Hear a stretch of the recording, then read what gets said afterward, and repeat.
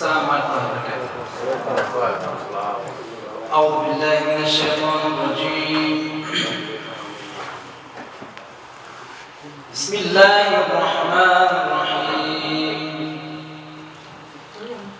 وأوحى ربك إلى النحل أن اتخذي من الجبال بيوتا ومن الشجر ومما يعرشون ثم كلي من كل الثمرات فاسلكي سبل ربك ذللا يخرج من بطونها شراب مختلف ألوانه فيه شفاء للناس إن في ذلك لآيات لقوم يتفكرون. بسم الله الحمد لله والصلاة والسلام على رسول الله وعلى آله وصحبه ومن والاه. يا رب سبحانك لا علم لنا إلا ما علمتنا إنك أنت العليم الحكيم. رب اشرح لي صدري ويسر لي أمري واحلل عقدة من لساني يفقهوا قولي. I am very happy to be back at this masjid. I used to come quite often several years back. With my schedules nowadays, it's a little difficult. And personally, as the Imam and the Sheikh mentioned, I'm with, besides my professional work in the field of psychology, I'm involved in more of a leadership training work in the Muslim community. So, as our Sheikh mentioned, I'm part of the Oak Tree Institute, and our focus is helping Muslim organizations, Muslim charity around the country do better. So we consult organizations and also Muslim leaders and activists to help them sort of do better in their masjid boards, in their organizations, in their executive committees. So that keeps me busy, alhamdulillah. I feel like I enjoy being able to be here with all of you. At the same time, I feel I'm more impactful if I'm working with the leadership. And so I have dedicated a little bit in the last few years now to focus more on spending time with the leadership in the Muslim community than actually in more public type of work. But with that, inshallah, I wanted to share with us in this brief moments that we have together about something that is very close to my heart. And I think this is something that I hope inshallah ta'ala Allah gives the ability, the wisdom, the eloquence to be able to express all the thoughts that I have in my mind at the moment, inshallah. A man by the name of Mutam ibn Ali from Yemen, he comes to Mecca during the Hajj time. And he was from the Banu Nafal tribe from Yemen. He comes to Mecca, which is the epicenter, and follow along with me here, this is important. And so he comes to Mecca, he sells some good, he comes to do some business with Aspen Oil, who is a big leader in Mecca, from the clan of Sham. And he does business with them, and he said, listen, come to me after Hajj, and I will pay up. So he sells some goods to this man, who is the leader of Mecca. And he says, come to me after Hajj, and I will pay back whatever debt I have for the inventory that I bought from you. So Hajj finishes, he comes to him to get his money back. He said, come back tomorrow. Now this is a very poor business person, not so wealthy like this investor in Mecca. And so he brought all his goods from Yemen, and he's trying to sell it in this open, big market, big convention of Hajj. And he goes, come back tomorrow. So he comes back the next day. Where's my money? I sold you some goods. Where's my money? He said, come back tomorrow. So then after 3 times, he realized this man is not going to give me his money. So he goes to another leader of Mecca and says, look, I did business with one of you guys. I'm just a poor merchant. I'm just a poor business person from Yemen. I'm not powerful like you guys. I came here to do some business. I brought some of my goods from my home country, Yemen. And I'm trying to, I sold some goods and this man is not paying me back. He said, I don't know, I don't want to get in this mess. I don't know. He's too powerful and I don't want to get involved in this. And so, Mu'adh ibn Adi, he takes to the streets. If he was in our time, he would have written a bad comment on Twitter. He blasted the business owner. He said, he wrote a poem.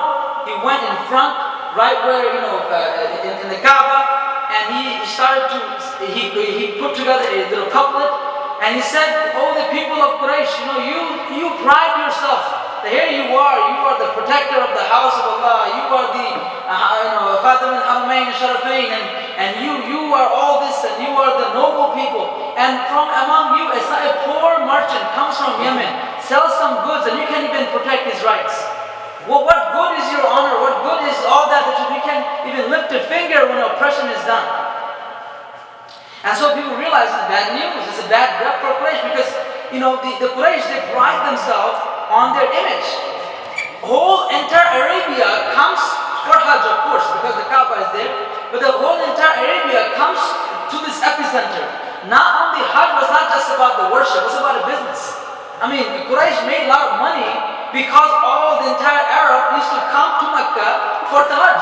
And Hajj was a big business season. I just came from Hajj this year, and a lot of goods are being sold and bought in Hajj time. Hajj is a big business time.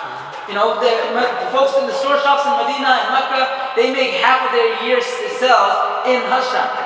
Just like in this country, doing Thanksgiving and Christmas sale, the fourth quarter they call it. Amazon fourth quarter, they make most of the revenue for the whole year. So for the Muslim businesses in Mecca and Medina, fourth quarter, it is the Hajj season. And so the Quraysh, for them is important. Their reputation, how people look at them, is very important. So this man makes a scathing remark that you Quraysh are powerless. You can't even protect one of the weak. You can't even lift a finger when someone is oppressed. And so, as he made this viral comment on his Facebook post that goes viral, and now the Quraysh need to do a damage control. They realize this sounds bad. If it starts to go around entire Arabia, they will lose respect for Quraysh. And so people gathered together, included in that, including Zubayr ibn Abdul Muttalib, who is the uncle of Rasulullah. They gathered in the house of Abdullah ibn Jad'an, and there were these group of men from Quraysh. Included in them were Rasulullah as a young man in his 20s. And so they gather together and they make a treaty known as Hilf al-Fudul or Hilf al-Mutayyibin, because they say that because they take your sand litter and they put their hands and dip in the hand and they wipe it. That's part of their way of taking oath. So Hilf al-Fudul, Hilf al-Mutayyibin, and they make this treaty that if anyone in Mecca is oppressed, if anyone in Mecca is wrong, we will all band together and we're going to take care of it. So among the group of leaders in Mecca, they decided to make this. This was a new thing for Arabia. Because in any civilization, if you are rich, if you are wealthy, you got away with whatever you want to get away with. That's true even now. If you have a lot of money, you get good lawyers. If you have political power, you get away with crimes. It happens even now, but it was more even in the past. And so they decided that we're going to get together, we're going to form this treaty, and we're going to try to protect the rights of those who are wrong, the right of those who are weak, the right of those who can't protect themselves. And Rasulullah ﷺ in his 20s, he is collaborating with the Quraysh, with a non-Muslim population. The Nubuwwah hasn't even arrived yet. And he's working together with people to, do this social empowerment, do this social good, to address the need of his community. And so you might say, oh, that was before Nubuwwah, that was before Rasulullah Prophet ﷺ became a prophet. It's not the same when once he, is now the, Rasulullah and he's in Medina. No. He was asked about this treaty even a lot later in Medina. And he was asked about it. He said, even if today I am told to uphold this treaty, I will uphold this treaty. I will not switch my place from the founding member of that treaty. Even with, he gave an example of a bunch of camels, meaning wealth. If you give me a whole lot of wealth, I'm still not going to take my place. He's on the founding member of this treaty. And this treaty was formed with a bunch of other folks. None of them were Muslim. And some of them were even, in a lot of ways, went against Allah. And so he worked together in a common ground. And so, as we talk about Rasulullah ﷺ and him being an example, a role model for us to be able to be involved in social empowerment, I wanted to start here for a reason. I recited 2 verses from Surah Nahl. And in these verses, Allah subhanahu wa ta'ala, this is amazing. To me, it's fascinating. Allah subhanahu wa ta'ala gives us the example of honeybee.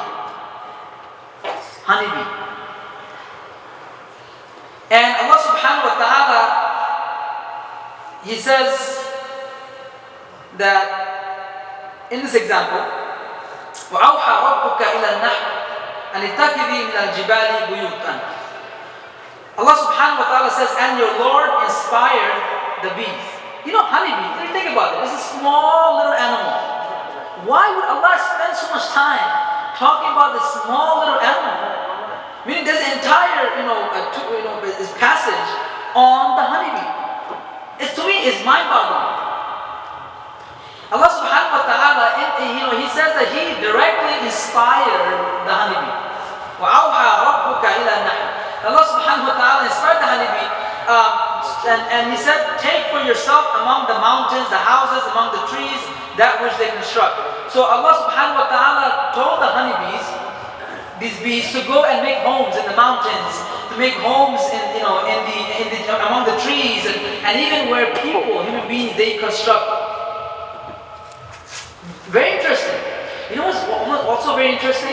On a side note, I'm not big into this whole scientific miracle of the Quran. Honestly, I'm not too big in that. I know there are some folks who like that stuff.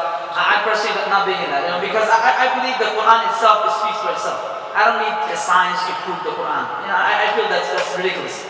But on a side note, one of the scientists who actually researched honeybee, in 1973 he won the Nobel Prize for studying the honeybee. And he actually said, we didn't know, the honeybees, are they male or female? Anyone know here? Male. Honeybees are male? Yeah. No, they're all female. They're all female. Honeybees are all female. What's very interesting, that before 1973, most our common knowledge was that honeybee was male. Even Shakespeare, when he used to wrote about honeybees, and in a lot of literature in English language, and I'm sure even in our countries, honeybees are referred to as a male character. It's a male character. Until 1973, when it was researched that actually honeybees are female. What's fascinating is the wording of Allah. When Allah refers to the honeybee in the Quran, He refers to them in the female conjugation. All the time. So Allah subhanahu wa ta'ala, He says, أَنِ اتَّخِذِي ثُمَّ كُلِي فَاسْلُكِي, and you'll find that He's using a feminine conjugation of the Arabic word to refer to the honeybees. And so some of the scholars of the Quran, they talk about how it's miraculous that 1400 years ago, when the Quran came down, the Quran used the right conjugation, Arabic right conjugation for the honeybees. Because honeybees were not masculine. They are females. All the honeybees are females. But that's on a side note. So Allah subhanahu wa ta'ala inspired the honeybees to make homes in the trees and the houses where people live. What's very interesting, Allah mentioned that He even instructed them to make houses in places where people live.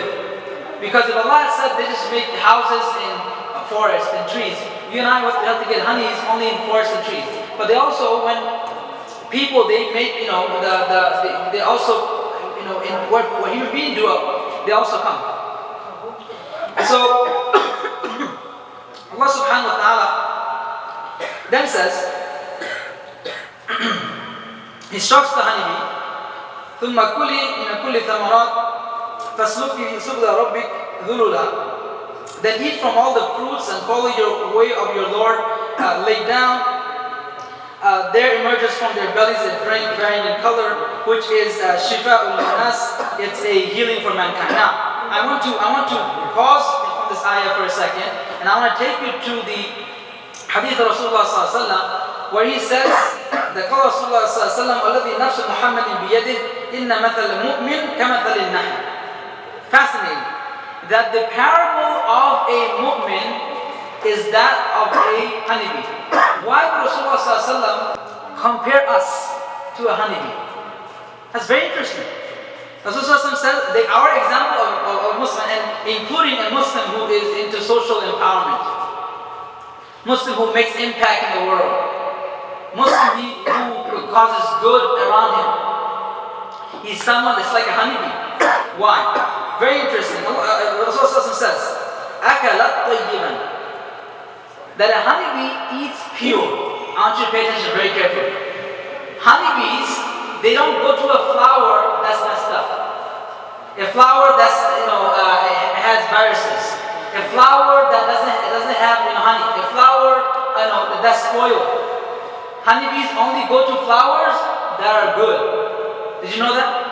If you have flowers that are messed up, honeybees not going to go there.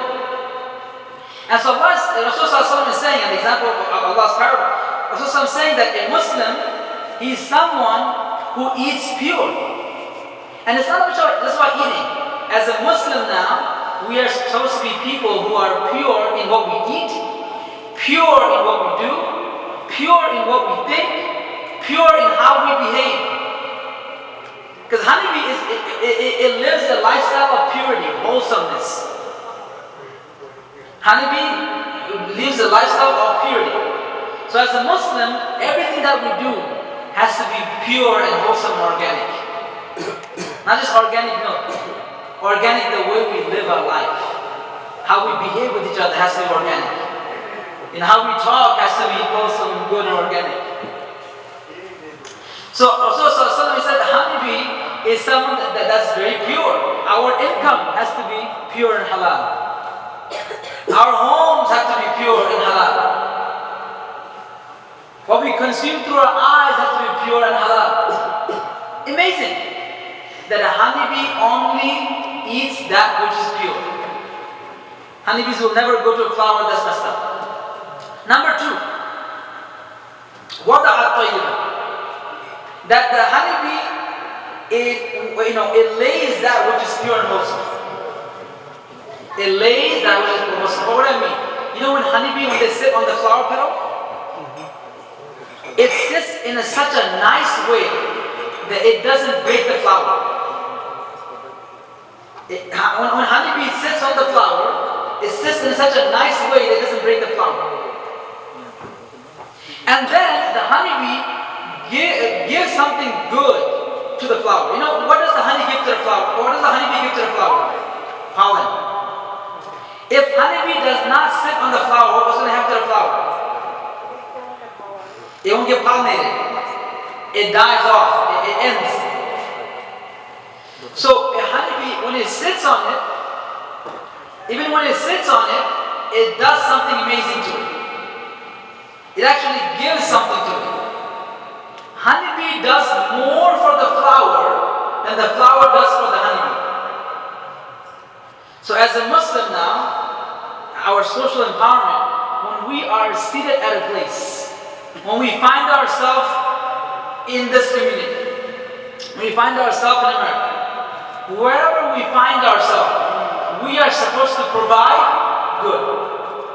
So wherever Muslims end up, we're supposed to create change. Like the honeybee, it goes and creates a change. The flower gets pollinated. We Muslims are such people that when we enter, we sit at a place, and we find ourselves at a community, at a country, at wherever we are. we start to produce good. Even when Yusuf ﷺ was in the prison, he served good. Rasulullah ﷺ, throughout his life, no matter where he found himself, from when he was in Mecca to when he was in Medina to in wherever he went, he brought good. He caused good. That's amazing. It comes in saying that wherever Allah places you in life, be fruitful. In your family, in your community, at your job, at your business, wherever you are. Whenever Muslims show up, the community should change. That is true though. SubhanAllah, I think we Muslims in New York, we have built masjids in places, some of the worst places in Brooklyn and Queens and Bronx. We have. And SubhanAllah, within a few years, the community has changed. You know how I don't know some of you, I don't know how long you've been living in Jamaica, but Jamaica was a tough area. It still is quite tough, but 20 years ago, 30 years ago, you did not walk on Hillside, this part, or Jamaica Avenue for sure after dark. When all the Muslims arrived, and all the masajid arrived, you know, this place has become more safe. Jamaica has become more safe. The presence of a masjid, your presence should bring good to the people. You guys with me so far? Your presence should bring good to the people. So if you are a family member and you show up in your family because you are a Muslim, you are a mu'min, when you go there, your family should change. Because of you, your family should be better. Because of you, your job should be better. Because of you, the place of business where you work, the workplace should be better. Not Muhammad makes the place worse. Muhammad just makes the sink all dirty because at afternoon time, I don't know what he does. He like wipes his feet and washes his face and the whole bathroom is flooded. And Muhammad always comes late to work too as well. And then he's always upset for some reason. And he smells funny. I don't know why. Is that what Muhammad is known at work? Or does Muhammad bring good? That when Muhammad shows up to work, you go, he's a very good colleague. He's a very good staff. He's amazing. But Muhammad is a manager, he's a very good manager. The other guy, Muhammad is a very good manager. Is that what people say? Because when the honeybee sits on the petal, on the flower, it sits in a way that the flower doesn't break. And then it gives something to the flower. And then Rasulullah says, وَقَعَتْ فَلَمْ تُقْصِدْ وَلَمْ تُقْصِدْ. In rough translation, it means that it gives more than it takes. It gives more than it takes. So the honeybee, that's what I'm saying, is that it's giving more to the flower than what it actually is taking. It's doing more good to the flower than what you're taking. So in our relationship as a Muslim now, are we giving more or are we taking more? From our masjid, are we giving more or taking more? What is taking?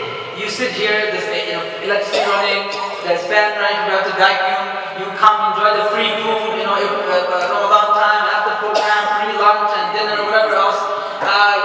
You enjoy the lecture, the talk, the salah, you enjoy the services, right? They have a nice building, right? And mashallah, it's going to be nice, beautiful, I see the pictures. Actually, funny, I was coming from work and he sent me text message with the flyer for the event, right? And on the flyer, he had the address for your new place. 88 by 15, is that what it was? 8849. 8849. He had the new place, and so I came from downtown and I took Uber. I came here, and I put that address, and took me right there. And so I'm like, this is not actually a place, it's still building, inshallah. But inshallah, we'll get there soon. In a year, we said half a year, inshallah? Inshallah. May Allah put tawfiq and put barakah in your project, inshallah. And so you will have a nice building and all the facilities. Are you always, and Bengalis are notorious. Bangladeshis, we're notorious for giving $1 only on the donation box. And I go around the country, and you see who donates how much. Bangladeshis, for some reason, we like to donate $1 bill. During time we do $1 and then we pass it along. We don't like giving a lot of money. So Russia has money. They got doctors and pharmacists. They give. I don't have to give. Are we taking more? are we giving more?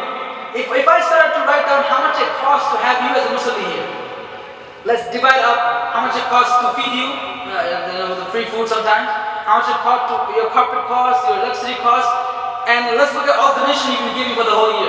I'll add it up. Are you taking more or are you giving more? I don't know. Some of you, I think you've been paying zero. Or maybe $1. Maybe $1 every Jummah. That's $52. That's it. And so you are taking more than giving in your family. You came from Bangladesh and you're older, you live with your son or your daughter-in-law, and you expect a lot of things, because you come back home and you expect the respect and expect love and expect your daughter-in-law to take care of you and so on. In the house, are you giving more or are you taking more? You're a husband and you're sitting there, and your wife, she does all the cooking, she does the cleaning, she takes care of the children, and yes, you go out there, you get income and you make money, yes, of course. But if you look at the whole thing in the house, are you giving more or are you taking more?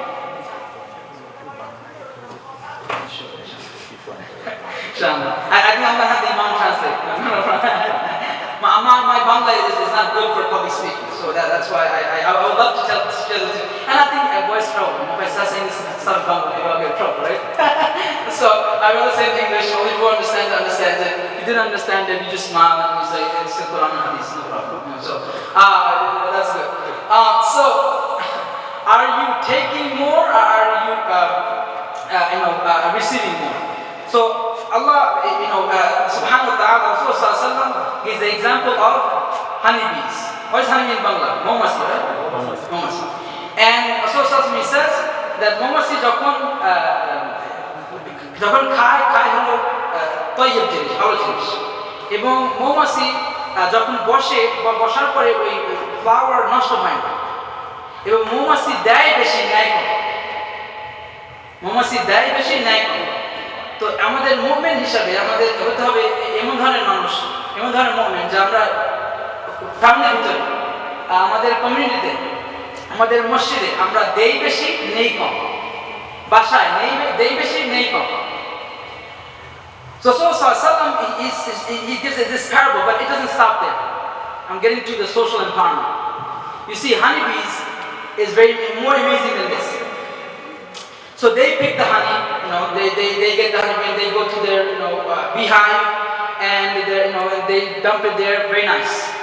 But what's even more amazing is that when they go back, if honeybee finds a good area that has a lot of good flowers, it actually tells the other honeybees that this area is good, go there. If they go somewhere, they find some good area with good flowers, it's called the bee dance. They actually show directions and with kilometers and with what direction they have to go. It's amazing. And they actually show where to go. So a movement is someone who collaborates, who works together. We find a good business opportunity, I want to make sure no one hears about it. If I find a good business opportunity, I want no one to find out about it. If I found a good deal, I don't want my uncle to know about it. No, but a bee, if it finds a good area, it goes back and tells everybody, listen, it's a nice area, there are a lot of good flowers, go there. What's even more amazing, when a honeybee sits on a flower, no other honeybee sits in that flower again. যখন একটা মৌমাছি ওই ফুলের উপর বসে, অন্য কোনো মৌমাছি আর পরে আসে না, because they don't fight. But we open up a masjid and then we find, okay, this masjid is going pretty good, Jummah is pretty full. I think we have more Muslims. I think I can become president, I can become secretary. Two blocks down the road, let's make another masjid. Because I don't like that president. Last election I didn't win, so I'm going to make another masjid. Hey, this brother opened a business here, let me go kill his business. And so Muslim, the attitude is very different. Honeybee doesn't work like that. They cooperate. You want social empowerment, and you want to follow the example of Rasulullah, how he cooperated, how he's made this brotherhood between the Ansar and the Muhajir. You want that kind of relationship? You want that to be our role model as we come to this celebrating the life of Rasulullah. It's not just having mawlid and doing a nice lecture and then making durood. It's about how we're going to utilize the example and the role model and the way of Rasulullah, in the way we live our life. And today we're talking about our social life, our activism, the way we empower community. So a honeybee, it organizes, it's very organized. It works together in team. You want social empowerment? We all have to contribute.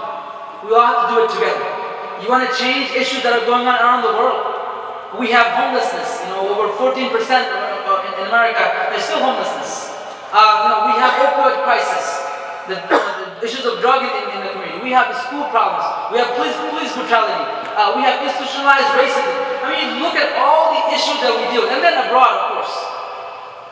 Issues in our home countries. Issues around the world. From Syria to China, to all over the world. If we want to make change, if you want to, as a Muslim, be someone we come and we change and evolve, we have to do what honeybee does. Works together, doesn't fight each other. Honeybees don't fight each other. They work together, and they each contribute little bit. They each contribute little bit. Did you know that? Just a little bit. They just contribute a little bit of honey, but they produce something massive.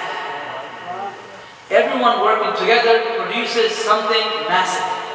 When Allah Subhanahu wa Taala in Surah Ahzab, when He talked about that in the Rasul Sallallahu Alaihi Wasallam, when He mentioned that ayat about Rasul Sallallahu Alaihi Wasallam being the best role model, that verse is actually in the context of the Battle of Khandaq. What's amazing about Khandaq is that the Sahaba, the companions, they worked together to build that trench. The trench was 10 feet wide, 20 feet deep, 1.25 miles long. It took them 6 days. The companions were hungry, but they all worked together. You're talking about getting your project done? This project might look too daunting. I don't know, as our community is struggling with funding, I'm not sure we can do this. But if everyone pitches in a little bit, I'll tell you in Dallas, in the masjid in Irving, when they raise money, each person they made their own little WhatsApp group. Before even the fundraiser started, who had collected the money already? So each person went to their own friends and family. So they made a WhatsApp group, say, I'm part of this masjid, I'm part of Arafah masjid, and I'm making this group with all my friends and family. I'm asking you, today we have a fundraiser, and I'm trying to raise money, and I pledged 5,000 for myself. They said that, and then they should have raised money on their own. So you don't have to give the money, you pledge on your behalf, and you get it from your friends and family, from who lives all across the country. That's pitching in, little by little. Everyone pitches in a little bit. Sometimes we wait for the big donors only. We say, they'll take care of it. Nah, my few dollars, no, but your few dollars count. And so, in the Battle of Khandaq, each companions, the Rasul he took a group of, about 10 companions, and he gave them 40 meters. Each of them responsible to dig that up in 6 days. And it was a winter time, crops are running low. 12,000, enemy forces surrounding the city of the Prophet ﷺ. It was a war to survive. Amazing what everyone together can do. Salman al-Farisi, he's actually an illegal immigrant. He came from with the H1 visa to Medina, and he's a Persian, Iranian. Then you have, you have a Rumi, from Rome, and you have all the companions from different places, and they work together to make this massive thing happen. Honeybees, they cooperate, they work together, they collaborate. And if we all do small, little by little, we can get huge social empowerment. But everyone has to participate. If there's a project, Arafah Masjid takes the initiative, and we're going to do something about cleaning the streets here. That there's, because Muslims, a lot of Muslims lives here, the street of Hillside should be sparkling clean. And you form the Muslim Business Association, and you in addition to the New York City, sanitation, you hire your own private sanitation to do additional cleaning in the area. Why is it that Ramadan time, instead of clean road, we have all the plastic foam that are lined up in the streets? Muslims, when they're at a place, they create good. Muslims, when they're at a place, they make good. They don't cause fitna, they don't cause problems. They work together. They collaborate. And so Rasulullah in the example that I started off with, he collaborated in good. You and I can have big differences. You could say, oh, he's Tablighi and Jamati and his Ahl Hadith and whatever. He's from this masjid, he's from that masjid. We can all work together to collaborate. Every single masjid that I know wants to build Islamic school. And they're all within the same 10 minutes drive from each other. And they're all struggling. Why don't we have one for the area that makes sense? You don't need that many Islamic schools on every single block. You go to Brooklyn, there are churches every single block that are closed down. Every single block there's another church. They all half empty, half closed down, sold and made into a bar. That's going to happen with our masajid if you don't invest in it. Instead, we just build structures, build more, make more structures. Let's make our own little business, our masjid. But Hanifis, they work together, they collaborate. You want social empowerment, you and I need to work together. If we want social empowerment, you and I need to collaborate together. And as an example of the Hanifi being able to, really not tear people down, not putting people, down, really working together and not fighting each other and being able to collaborate, work together. We'll have our differences.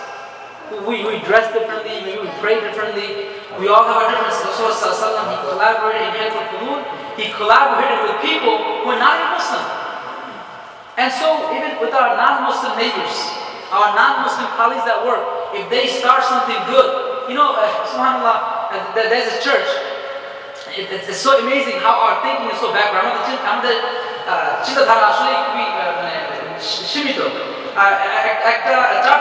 They were doing food drive. খাবার distribution করতেছিল। তো একজন মুসলিম জিজ্ঞেস করছে আসলে ওখানে তো খ্রিস্টানদের খাওয়াতে হবে, আমি কি ওখানে কাজটা করবো? কারণ তো খ্রিস্টানদের খাওয়াতে হবে, খ্রিস্টানদের খাওয়ার কি হারাম নাকি?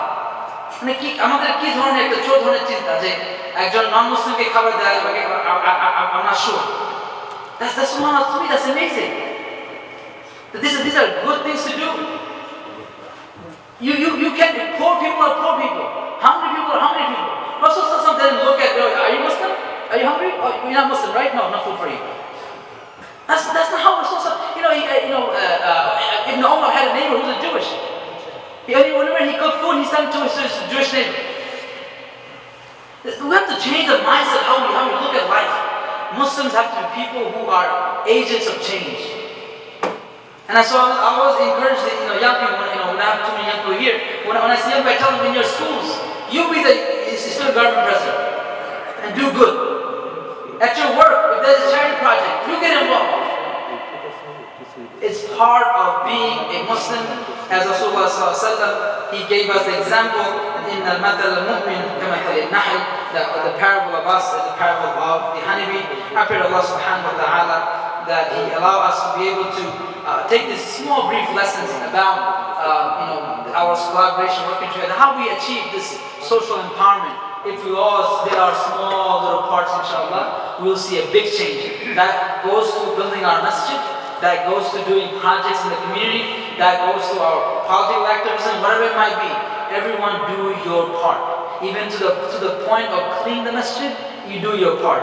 Even to your workplace and your businesses, do your part. In the community, when there's a project nationally, when there's fundraisers, you do your part. And inshallah, Allah will put barakah in everything that we do.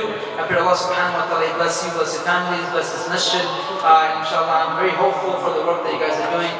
Inshallah, and inshallah, you'll get your place. I'm 100% sure, inshallah. Today, tomorrow, next month, 6 months, you have it. Inshallah, it's going to happen, and it's going to happen with your money, inshallah. At